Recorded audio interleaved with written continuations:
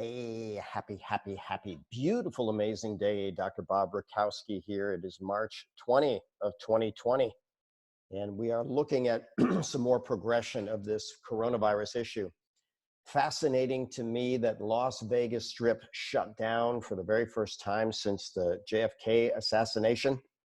Uh, for the life of me, I don't know why they would have shut it down for the JFK assassination, right? Unless it was just an honor to a fallen president, but it seems like a strange place to shut down. But let's look at the worldwide stats here. So because more and more people are being diagnosed, and remember that 80% of the cases, according to the World Health Organization, are mild and probably don't need to be diagnosed. And so these total cases probably are much higher, which, by the way, would change a lot of things, including making the death rate much lower. A lot of pros are saying that the death rate is probably somewhere around 1% of those exposed, and we'll talk about that in a moment. But we're coming up over 250,000 global diagnoses, 10,000 deaths, coming in a little over at 4%. China has definitely leveled off. You haven't heard much going on about China, not much new cases, not many new deaths. Coming in at 4%. They're probably allocating resources and tests to other countries. Italy, different story, 41,000 cases, 3,400 deaths, that's 8.3%. I asked the question yesterday, why are people in Italy dying at twice the rate China, the epicenter? And we'll show the data on that. Iran, a war-torn country, about 20,000 cases, 7.3% death rate. Spain, 20,000 cases, 5% death rate, probably a little higher now. Why? Because the mild people aren't going to the hospital. The extreme ones are. Between China, Italy, Iran, and Spain, 87% of the deaths around the world are happening there. In the US, we have 14,000 cases, 217 deaths, representing 1.51%. And I promise you, there are people that are not getting tested in the US because they have very mild symptoms. In fact, I know an individual that wanted to get tested because she has a brother that tested positive, and they said, you don't have any symptoms. We're not going to test you.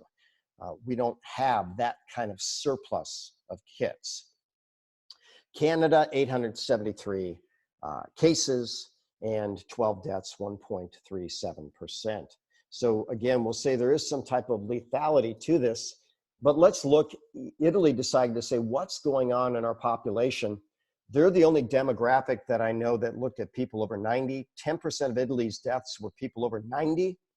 43% were between 80 and 90. 36% between 70 and 80, 9% between 60 and 70, and then finally 3% between 50 and 60. And that basically represents 100% of the people. But understand, nearly 90% of their deaths were people over the age of 70.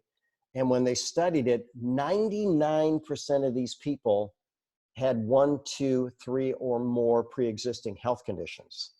So is this more vulnerable to people that are not healthy or at high risk? Yes, that's been the point all along. So if you're at high risk, take better care of yourself. If you're over the age of 60 or 70, have your neighbors do your shopping for you. I was part of a panel yesterday, and they were trying to ask, how does heat and humidity affect this virus? Here's the fact, we don't know yet. Just like saying, okay, we may have a nutrient that could help. Well, we don't know that yet either. But when we start looking at what we saw with SARS, we saw that SARS, which by the way is a coronavirus, had a significant susceptibility to heat. So what do we plan to do to, possibly, sorry, I lost my headset, to create an environment where the coronavirus could die? Well, they found out if you can get to, somewhere between, 100 degrees Fahrenheit, 33 degrees Celsius, you can actually get that virus to, in all probability, die faster, which probably seems to be a good plan. So one of the doctors that called in was on the East Coast, and they said, hey, if we get our houses hot enough, it might take quite an effort to get to over 100 degrees. Maybe try to spend some time in a steam room. That might be of interest. This is the UK's policy.